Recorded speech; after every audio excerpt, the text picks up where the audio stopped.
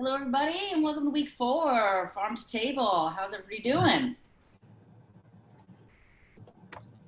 How was Thanksgiving? Anybody have some like great success story of a perfect bird or great stuffing or maybe a nightmare? Whatever, it happens, right?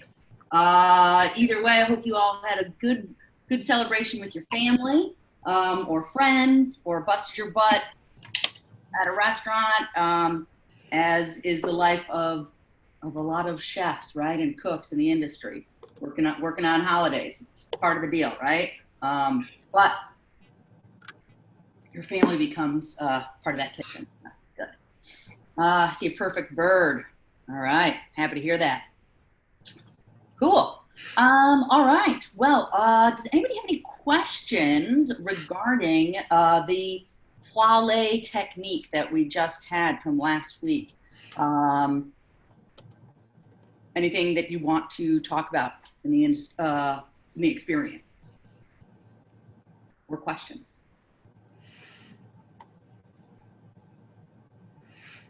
Nope. All right, Chef, anything that you want to discuss? So it was the first time we updated our plant photo. A lot of people did vegetable scraps, which is completely understandable. It's hard to find seeds nowadays, but there was a ton of just great, like people growing like a full another leek out of it and growing celery. So that was awesome to see. Just remember on something like the basting technique that we did, you have all that protein. You have all that aspects. When you cook a protein, it coagulates. It's going to shrink. It's going to tighten up. So that liquid, the water, the protein, it has nowhere really else to go. So when you start basting, every time you baste, you're extracting more and more of that product out, and that's going to be your cooking medium. That's going to be your liquid. So in turn, that regularly would be a byproduct, something we may throw away. In this case, though, we're going to be sustainable, and we're going to use that again. We're going to be able to cook with that. And then in which case, if you needed to make a light roux, if you were going to make a pan sauce, you could just save that oil then for something else, the oil and the fat. But it definitely is, it definitely does play into sustainability, even though that we're cooking one thing with a spoon, of course. Awesome. Thank you. My chops were so tender, I could eat them. Okay, great. Happy to hear that. That is good. Yeah, it does make a really tender, juicy cut of whatever protein you're cooking. So that is what's so fabulous about that technique. All right, cool. Well, awesome. I'm happy to hear that people had success with it and it was good. I really suggest experimenting with other types of protein and the same technique, just to get the hang of it, get your rhythm in, and to see how wonderful it transforms all proteins. So if you did pork chunks this time, check it out with steak, check it out with a nice cut of fish. All of them are really, really delightful. Tossing in some herbs or whole cloves of garlic at the end as well, infusing, also a nice way to add some more flavor. Oh, all right, cool. So let's hop on to week 4. We are really, as always, going to be talking about farm to table connection, sustainability, right? How does this all tie together? What's going on? I'm going to pull up the class page. We're going to dive into this. The topic of sustainability is quite broad, but we are going to try and narrow it down so you get to see how we, as people in the industry, have an impact, a direct impact on sustainability. All right, it's pretty powerful when you break it down, and see how many resources we actually are using. So that's a key we're going to be talking about in a little while. All right, so. Here we go. Boom. All right. Here we are in the research materials. Obviously, you've got your knowledge checks. Knowledge checks for this week. Right here, your research materials. And once you find under your materials, you're going to see I have to add one slideshow to this. But this link takes you to environmentalscience.org. So it really is talking about sustainability on the grand scheme, okay? So this is a little bit more of an advanced read. If you have any questions about it, I am happy to explain things Again, like I said, this is really about the general concept of sustainability. We're going to go in deeper to how we have the impact with restaurants, but let's go over there. There are three main pillars, according to environmentalscience.org, about what is sustainable, okay? What is sustainability, okay? Those three pillars are economic development, social development, and environmental protection. Economic development. So how does this relate to restaurants? Well, let's think about it. If we're in a smaller community or even a larger community, and we know we've got a restaurant, and I've got a brewery down the street. I want those beers on tap. I want those beers at my restaurant. I want that distillery that's in the next town over. I want their gin or their rum or whatever they're making at my restaurant. I want Joe's baked bread because they're fantastic. I want his bread because I don't have a pastry chef and I'm not that good at making bread. So I want Joe's bread in my restaurant. Okay, so now what does that do? That is economy, right? I'm giving business to these other establishments in my community. They in turn give business back to me, and it is cyclical, all right? That is economic development. That's how you get growth within a community. You're not outsourcing everything from the mass producers, which is also okay, and you're gonna do that for some things, but when you can, you pull in that local edge, okay? That's about economic development, growing your community, okay? Supplying the farmers, right? You've got some farmers around your town, let's say, and you know one farmer has the best corn every summer. I want that corn. I want Farmer Sandra's corn. That is what I want. I want that corn. I want to have summer specials all summer long with the super sweet corn so I can make amazing dishes, all right? I'm helping drive her business, I'm supporting my business, and I'm giving a great product to the community, okay? So this is about economic development, community growth. Social development.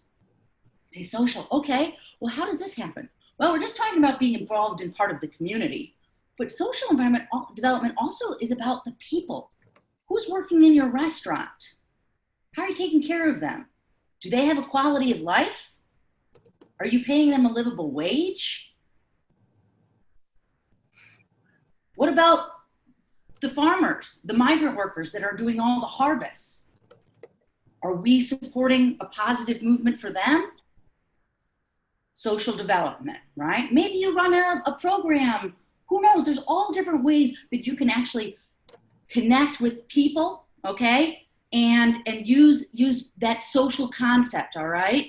Developing that society, right? So it's economic, society, community strengthening. And then of course, environmental protection. We've got the classics, right? We gotta protect our earth and our resources so we can keep on thriving, right?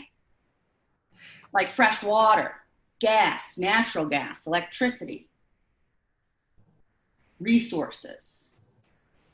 Okay, so again, this is a really broad overview of what, how the history of sustainability. How did we get to this point? Why did we say, hey, we need to do something about this? And how do we move forward? Because sustainability is really about renewable resources.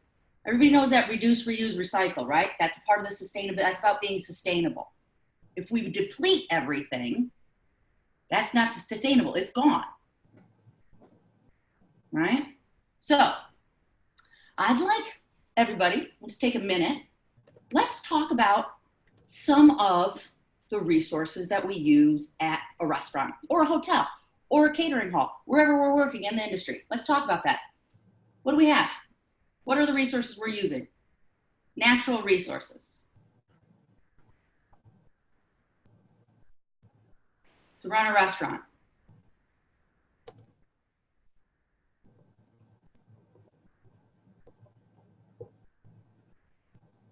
Anybody? Water.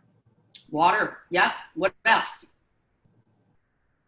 We've got a huge list, so keep them coming. Remember, no stupid answers in this class. You have electricity in the chat?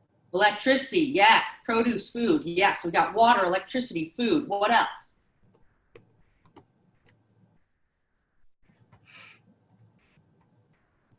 Humans, people, yep, labor force. Hopefully we're not using them, but they are a resource. What else? What do we use every day in a restaurant? How do we clean? Chemicals.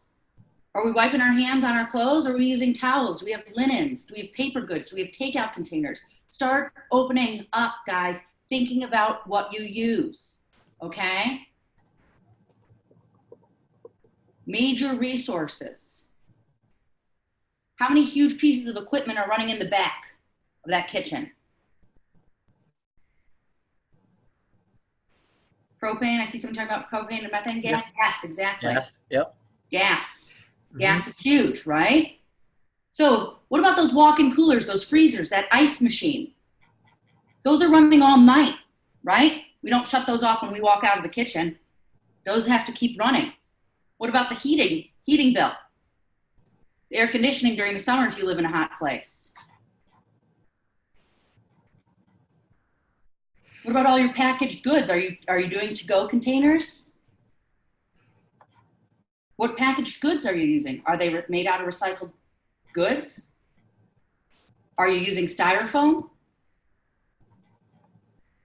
Guess what? I got news for everybody. Styrofoam, it's on its way out. There have already been 2 states at least that have outlawed styrofoam. Styrofoam will soon be eliminated. Styrofoam does not break down. It is very cheap. Okay? You've got other places, other states, other establishments saying, hey, you know what? We are not doing plastic cups at football arenas anymore. They're switching to aluminum. Why? Because aluminum, a metal, you can crush that, put it under high heat, transform it. It's a metal. It's not, you just can change it again, reform it back into more aluminum. Plastic, it's not really going anywhere. All right? Especially some of those plastic cups. All right. So, what about paper goods? How many truckloads and boxes of paper goods do you think you have coming in and out of your restaurant? I see somebody said straws. Well, guess what? Let's talk about straws. So, I'm sure most people here saw the ads, the sea turtles, the straws, right? Everybody said, hey, we got to stop using straws. It's a great start. The fact of the matter is we have more plastic bags in the ocean than anything else, okay? And not to mention straws. Well, guess what? Some people, right? Some restaurants outlawed, they said, no more straws. We're done with straws. They're useless. They're just adding waste. But guess what? There are some people who actually need straws to be able to drink. Maybe they can't actually, they don't have the physical capability. I know it sounds crazy, but this is the reality, right? They can't pick up a glass and drink. They need to drink out of a straw. They can only drink out of a straw because of a disability, right? We gotta let them drink, right? If they want to have a drink of water, we can't just eliminate straws. So what did somebody come up with? They came up with a solution. They said, oh, okay, we can make these cardboard straws. Who's used a paper cardboard straw? I have. I did yesterday. Oh, how was that experience, Chef? I had to go to the Florida Keys for a short trip, and it was just paper straws everywhere. And it disintegrates very quickly. Exactly. Yeah. It's not that pleasant, right? Yeah. So then another industry person said, hey, well, what about bamboo? Bamboo is renewable, and bamboo is renewable, and it is a little bit more plastic-like. They don't disintegrate as quickly as those paper straws. Okay, now we're getting somewhere. Another company took it so far, another restaurant said, hey, what about metal straws? And we're gonna have these this container that it soaks in before getting sprayed in. It goes in a specific container so it can stand straight up. People are constantly, right, going to be innovating and creating solutions for the issues that we have regarding to sustainability, which is amazing. Some of them are gonna be great, some of them are gonna suck, Some of them will last, some of them will get left behind. That's okay. It's all about the process. Just like in the restrooms, right? You got two options. Usually paper towels or a hand blow dryer, right? For the customers, in an employee's bathroom, you definitely have to have paper towels, right? Because you need to be drying your hands fully after fully washing your hands, grabbing that door with a paper towel, right? So you're not contaminating anything, throwing that in there, using your foot, exiting, all right? Now, what happens when you're in another, when you're maybe you have a customer restroom? Paper towels and air dryers, probably your best combination. You're gonna reduce your overall use of and consumption of paper towels, because it's gonna be a split. Some people are gonna always want paper towels, some people are gonna use the hand dryers. That's fine. But it's about innovation. Okay, we talked about chemicals a little while ago. What do we think? So when we're talking about paper towels, we're talking about chemicals, we think about washing, linens, reusable linens, cloth linens, getting sent. On one hand, hey, that's a lot of water being used, right? And chemicals. But what if we're using an eco-friendly chemical detergent for washing and we're using lower water? Then guess what? That's a more sustainable option than using one single-use plastic tablecloths or paper tablecloths, paper napkins. I'm guilty of it. How many times have you gone into a restaurant and you grab a few extra paper towels because you don't, napkins because you might need it and you don't end up using it, right? It's a lot of waste accumulated that we're not even thinking about. So it gets crazy. Somebody else mentioned produce. All right. Excuse me. Food. What happens with all that leftover food? What do we think? How much food do we think the U.S. throws out of food? How much food waste do we have in the U.S.? Put a guess out there. Give me a percentage. 40%. Bingo. Yes, you're very close, Jason. Depending upon the report, you're going to get anywhere hovering between 35 and about 50%, up somewhere up to 60, depending upon the research. But 40% is great. About 40% on average is thrown away, wasted, gone, disposed of, lost. How do we work to counter that waste? How do we reduce waste, guys? Food waste in a kitchen. Let's hear from you. Ideas, thoughts, how do you do it?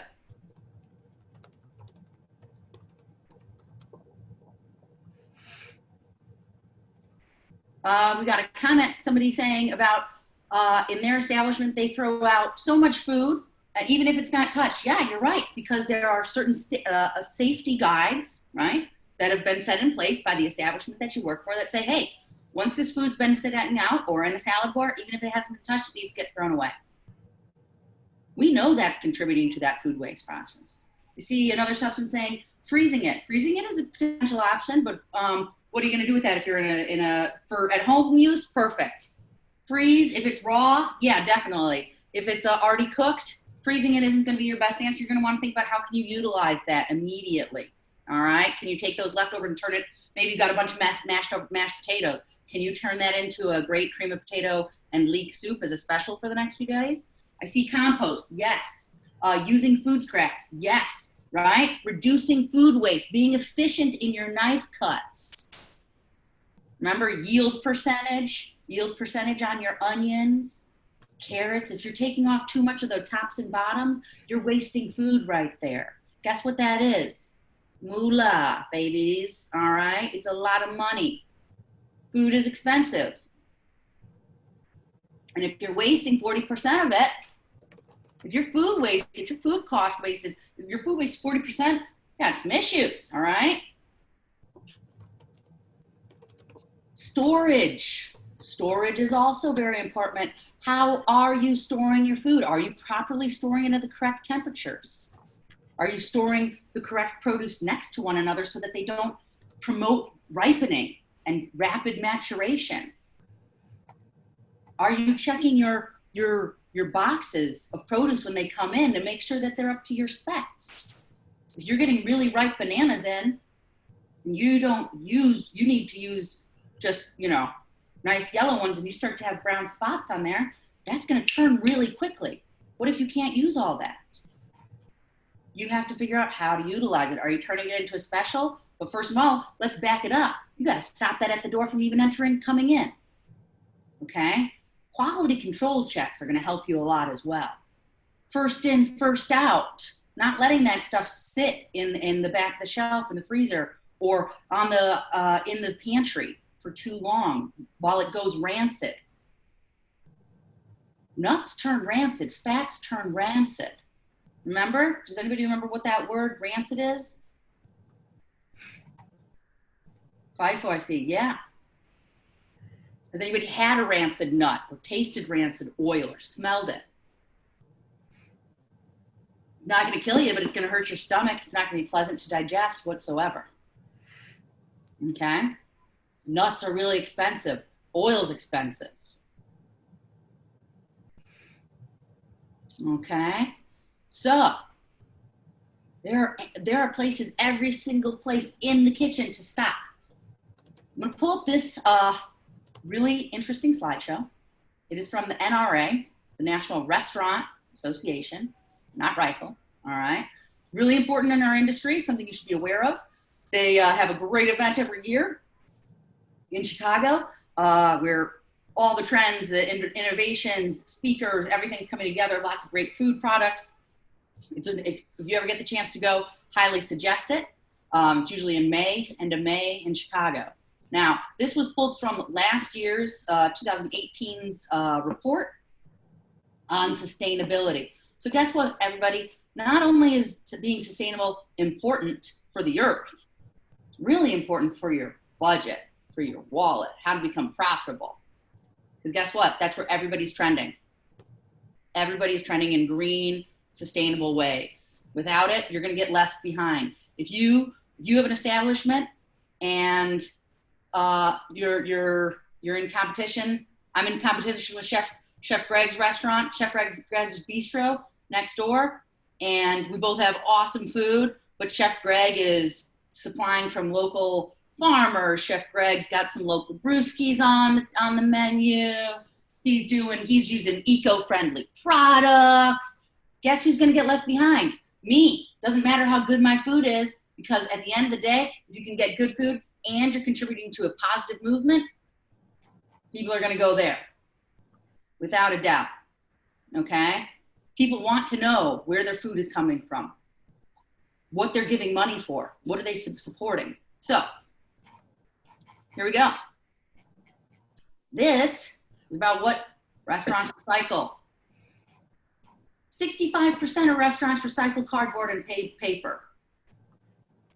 About that same amount recycle fat and grease, right? Oil. Then it starts dropping down. Cans, aluminum, plastic, glass. You're going to happen to food waste. What are they doing? They're tracking food waste. How are they tracking it, right? Is it by paper? Is it by machine? Do they have a system? 22% are donating leftover food. Remember, we were just talking about that. 14% are composting. I'm going to stop the share. What do we think that some could be the potential problems of donating food? Does anybody know what potential risks could come about? What do we think?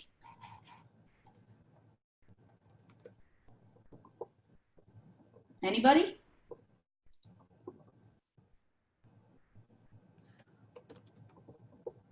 Food poisoning. Yeah, Jason, you're right. Time and temperature abuse. So if we're not really on top of that food and it's been sitting out in a hotline, buffet, steamer for too long, and then I donate, somebody got a little sick, right? Bad news bears. We don't want that. So what happens when, though, we properly control our time and temperature, and we know that we have 100% edible and high quality food, except according to our business guidelines, we don't sell, let's say, bread that's a day late, okay? Or from a leftover from a party. What do we do? So what they have found, right, in order for restaurants to not be responsible right? Because that is a huge legal issue if we were to get people sick.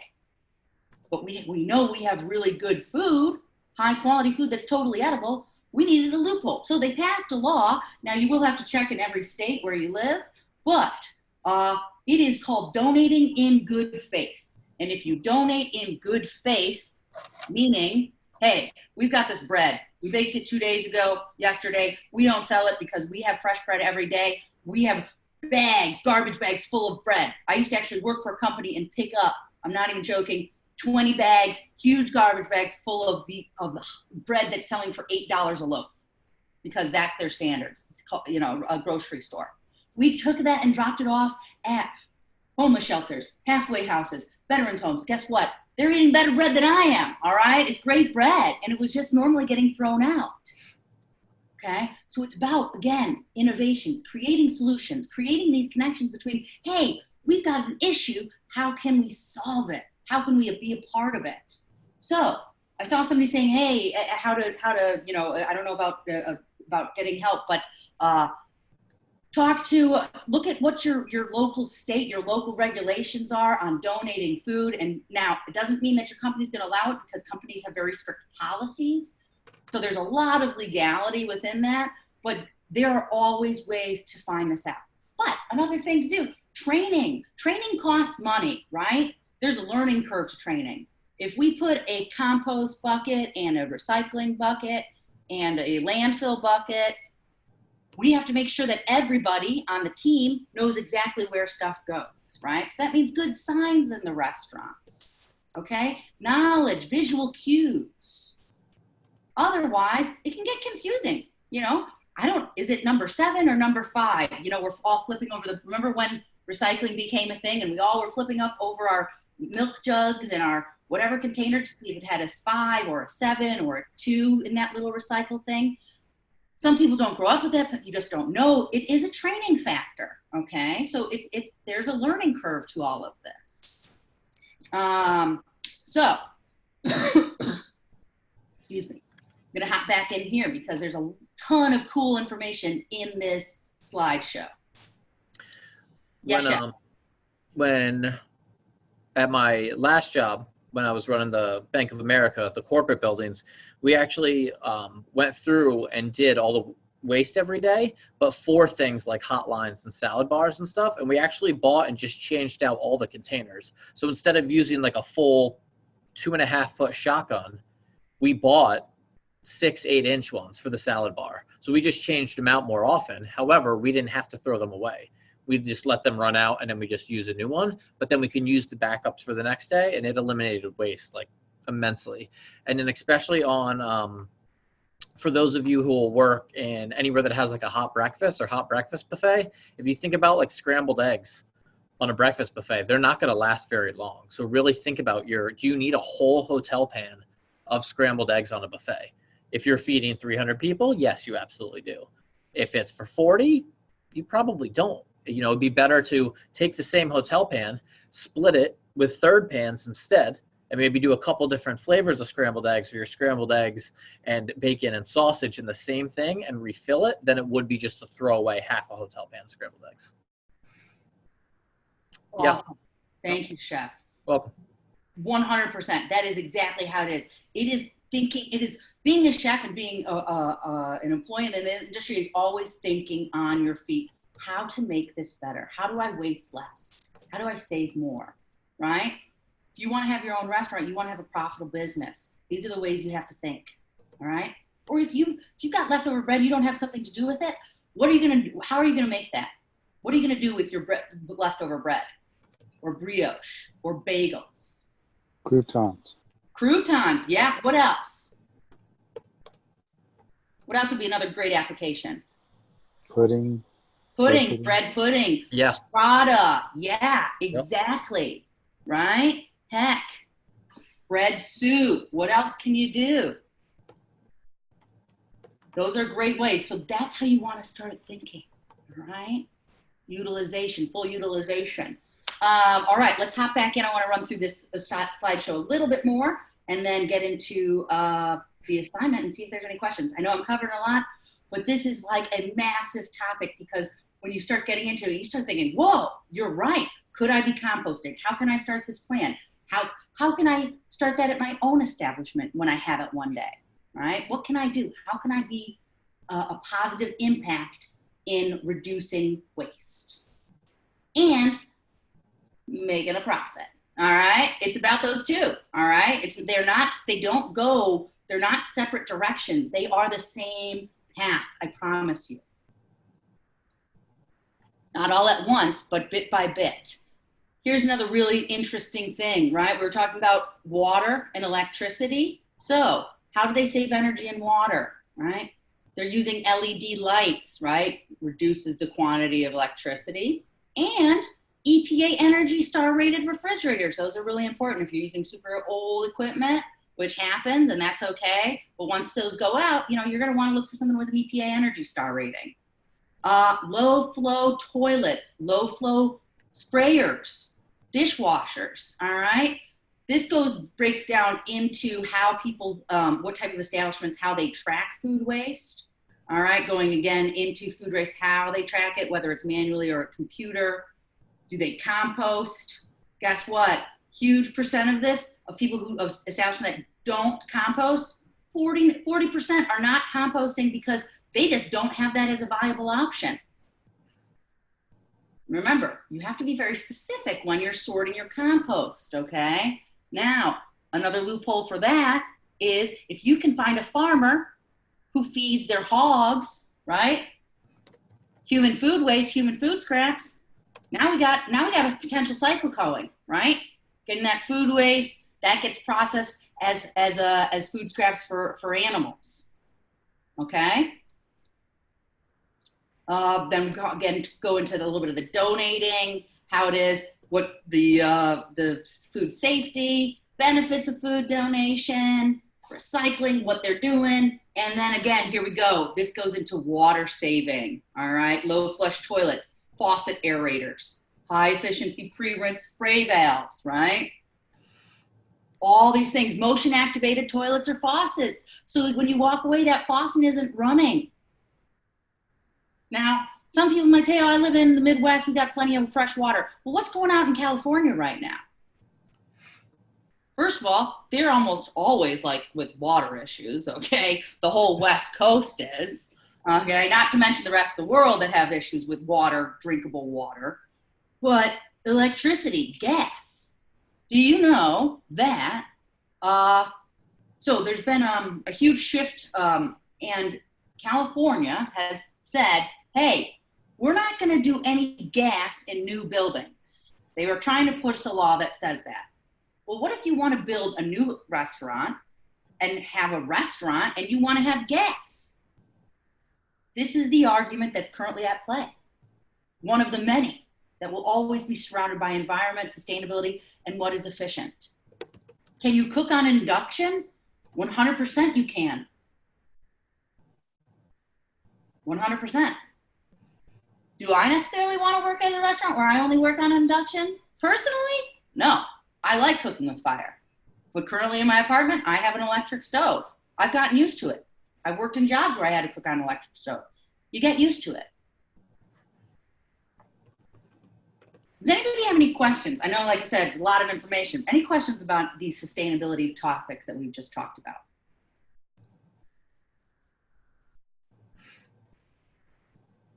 Chef, any key points to take away from the chat you want to mention? No, lots of good talk about everything you've been covering. All right. Awesome. I have something to say, if you don't mind. Of course not. So I grew up on a ranch, and methane gas, when you have a lot of cattle. Yes, Yeah, that would be a problem. And at the restaurant where I work, and we have 5 venues, so it's a lot of restaurants. We have 2 portable. This is how we can work when the weather goes bad here. God damn it, can't think of the word. They're ran by the methane fuel. A cassette burner? Huh? It's portable. Propane tanks, the propane tanks you're talking about? No, we got propane that provides for our cooking. Then we have the methane tanks that run the generators. There we go, generators. Generators for when you totally get off the grid. Yes. Which happens here in Death Valley often. Yeah. I want to tap into that thing you just said about methane. So everybody, this is actually really interesting. We can talk about this more in another class later down in the course as well. Methane gas. Okay, as Dawn was saying, you get a lot of methane when you have a lot of cattle. So for those who don't know, methane, that little tail's going to raise up, and those cows are eating a lot, right? They're passing gas, methane gas, CO2, carbon emissions. Okay, this is one, according to, there are always many studies out there, one of the leading causes to climate change, right? Our increase in temperature. Now let's just think about this on the grand scale. This is actually like a really huge, interesting topic when we're talking about sustainability long-term of feeding the population on the earth. There's a reason why these plant-based meats are coming too, because there's no way we can actually continue to feed the world population the amount of protein that we're currently consuming. Logistically, we just cannot. Like it won't happen. So that is why plant-based in addition to many other factors, health reasons, et cetera, plant-based meatless meat analogs are having a rise because people are saying, hey, maybe I can't eat steak or a hamburger every single day. It is not sustainable. But I would like to challenge you all to say, how do you think outside of that box? If I'm making a bolognese sauce, right, or a chili, can I use some meat and then substitute some mushroom or walnut or another grain that gives that body like meat, right? So instead of just saying, hey, I'm eliminating meat, it's about reducing your meat consumption, but still having that meat flavor, right? Because the customers are going to demand that meat flavor no matter what. How do you provide that? Right? Think about all the places where you use ground pork, ground chicken, ground beef. How can you start mimicking meat, but maybe using a combination of meat and a plant-based protein? Okay? Again, just thinking outside. Because guess what? Cows take up a lot of space. That's what's happening down in Brazil and many other areas. We're cleaning out rainforests so that cows can go there and graze. It's not sustainable. All right? Again, layers upon layers upon layers upon layers of factors that contribute to climate change and what's going on. It is not solely directed at one animal or one industry. All right? Just so everybody knows, you're going to find, when you do your own research, you're going to find a lot of people with their own opinion. I've got my own opinion. Chef Greg has his. Don't trust anybody's. Do your research. Find out what resonates with you. But I will tell you this much, there's not one single thing that is responsible for everything. It is a culmination factor. All right? Culmination. So let's check out this week's assignment. We didn't really get into it, and I never really do that much. We are using cover crops, okay? Cover crops are something that go on the ground to actually give nutrition back to the land, gives the land a little bit of a rest, and we're using them constantly, right? Cover crops are things like legumes, beans, oats, clover, alfalfa, red wheat? Red something, maybe it's red clover. The list goes on and on. There are a lot of cover crops that we also consume, all right? Now, we are going to be using beans, which are a cover crop, as well as oats for this week's assignment. These are two new techniques, but very basic, simple techniques that we're going to be doing. So it's nothing too crazy. You should be able to knock this out in no time. Here we go. Got the assignment pulled up. And as you know, self-ID, SANI, really important every single time. New picture, label and dated. You're just gonna lose points if you don't. So it's, you know, there's no reason not to lose out, to miss those points. Plus, sanitation and hygiene. You're not gonna get away with working in a dirty uniform or without shoes on or without sanitation in a restaurant. So you might as well start it now if you're not already in the industry, because it ain't gonna fly, all right? First and foremost. You have to change it every 4 hours at work. Exactly. If Chef Greg or I were a chef and we're gonna be walking by looking at everybody's Sandy bucket, seeing how dirty, how clean it is. Has it been sitting there all day? It's pretty gross. You have to log, you have to test it, log it for each shift. And then we used to set up magnetic timers on the coolers for 4 hours. So you change it, you hit the timer, and then it'll just tell you next time. Timers are great, especially for something like that. If you need a kitchen-wide thing to happen, to execute, boom, that's how you set kitchen guidelines. Right, Chef? Yep. All right, so obviously required photos. We want to see that mise en place looking good, everybody. Mise en place, mise en place, mise en place. Make sure you have these critical control point photos. You do need to make a mustard vinaigrette for the cold bean salad. All right, we want to see this. We're talking about just like back in CU222. Get that whisk out. Let's see your skills, right? Make an emulsion. You're making a vinaigrette, a temporary emulsion. Here are the recipes. This is a fairly low cost recipe as well. If you do need to make it even lower cost, that is okay, we understand. One quick way is just going for regular raisins as opposed to golden raisins. Golden raisins are a little bit more expensive. Your other option would be almonds. Switch out those almonds to peanuts or sunflower seeds, something that's a little bit more cost effective. Otherwise, you know, you can reach out to us. But those would be your two quickest ways to reduce your costs on those. Or if you have a dried fruit or a nut on hand, you could substitute that as opposed to going out to buying more. All right. Most of the time, people do not have an issue with the granola sticking to the sheet pan, but it never hurts to take a little parchment, rub it down, like take either a little bit of oil with your hand or a fine mist and get that covered. It just really depends on if your baking sheet, how old or new it is. If it's an older one, has had some love, it might stick.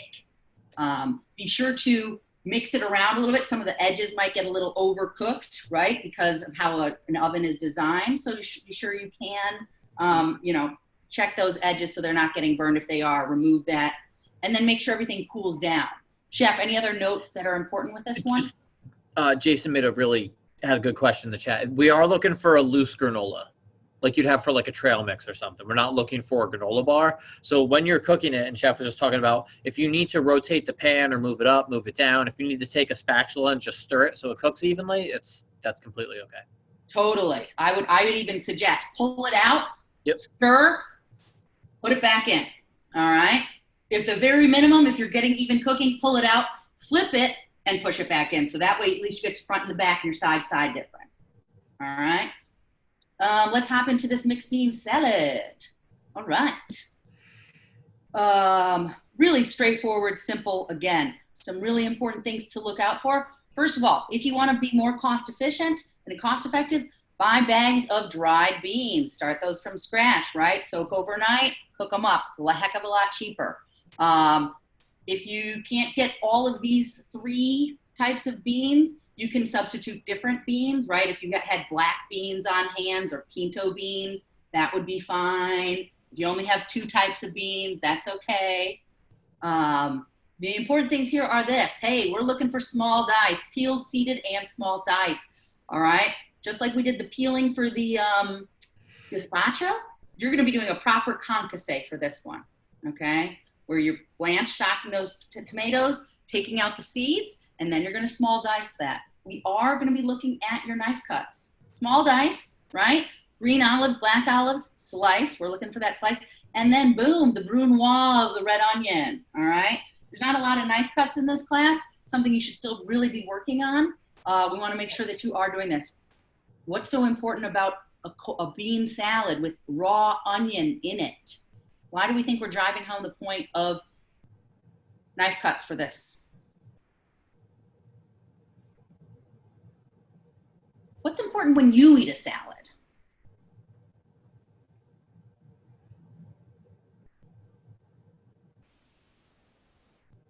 That you get some of everything on it. Yep, you get something that was Francisco. Yeah, you get a little bit of everything in one bite. Some people don't love onion. You don't want to have a huge chunk of onion in there. I personally do, but most people do not, okay? Just like if garlic were to be incorporated, okay? You want to make sure that's small. So you really want that little bite of everything. That's how it complements each other. Also, you want this salad to sit a little bit so that the flavors meld together. Since you brought up that, can you bring up the recipe again for everybody? Yeah. Yes, sir. Boom, there we go. On the dressing, it says 4 ounces. Oh yeah, yep, here we go. So Here is this. yes. So you want 4 ounces. You want to coat, you want to have a good emulsification, and you want to coat the beans. If you think about what beans are, they have protein in it. If you have all this acidity and you're kind of in a pool of dressing, eventually it's going to start to break that down. It's going to get slimy and all the casings are going to come off. So you are looking for a light dressing, and then Yes. Oh, go ahead. Sorry. Oh no, I thought you were done. I was continue, Chef. I was letting you cover the vinaigrette. Oh, okay, cool. So as you notice, as Chef Greg was saying, recipe calls for 4 ounces of the mustard vinaigrette. Here is the recipe for the basic vinaigrette. As you can see, the variation for a mustard vinaigrette, you're adding prepared mustard, French or Dijon type, okay, to the basic recipe. Nothing other than that. Now, this yields 1 quart. 1 quart is 32 ounces. You only need 4 ounces to make the bean recipe. Now, of course, you can make the entire 1 quart of a vinaigrette if you want. Save that, keep that on hold, use it for a while, keep that in your fridge, have fun with it, no problem. However, if you don't want to make an entire quart of a vinaigrette, reduce it. You need to convert that, okay? Whether you're converting it by half or into quarters to yield the 4 ounces that you need.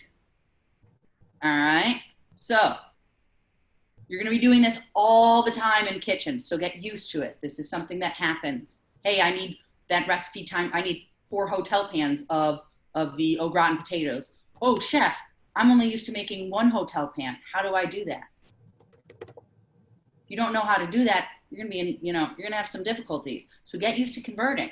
All right. Same goes for the opposite way. If you're used to making huge batches of bechamel, and you only need a small, you need a quart instead of 4 gallons. How do you get to that?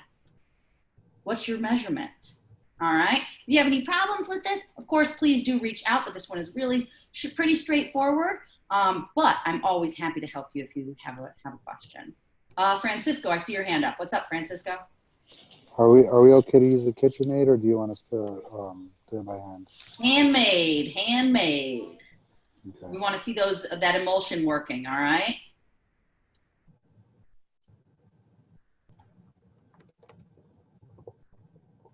That's why I would suggest doing a half to a quarter of this recipe. Your bowl size will be better managed. You need 4 ounces. You can even break it down to a cup. Yeah, 100%. As well. A cup of emulsification is pretty easy to make, and then just take half and use it for the bean salad. Exactly. 8 ounces is a perfect size of a vinaigrette to make, right? You only need half of that.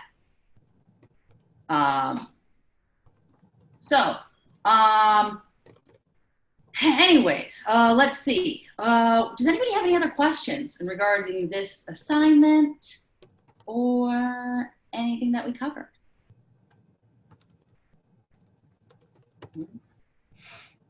Right.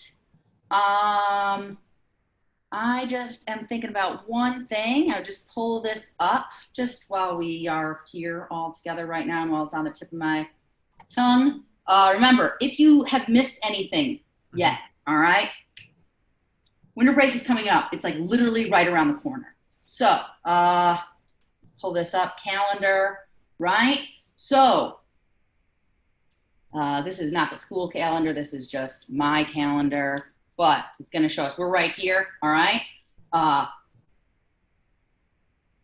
Assignments are due the end of the class, the week. This is week 4. Then we have week 5 the following week.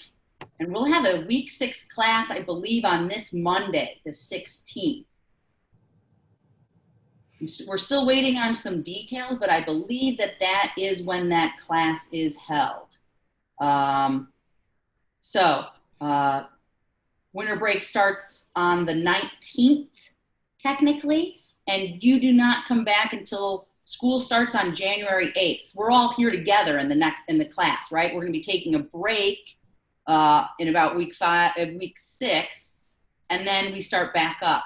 So it's just really important. You'll probably have access to class starting on the 7th, maybe, but definitely the 8th. We'll have class on that 8th. I'll get, as soon as I get more details on if that Monday class is going to happen on the 16th, I will let you know. But just so you know, that is a possibility. But otherwise, business as usual. If you have questions, please do not hesitate to reach out. We are here to help. And yeah, start thinking about ways you can be sustainable. Let's keep the conversation going. Would love to hear more from you all. All right. Chef, anything else? Thank you, everybody. Thanks, everybody. Hasta luego.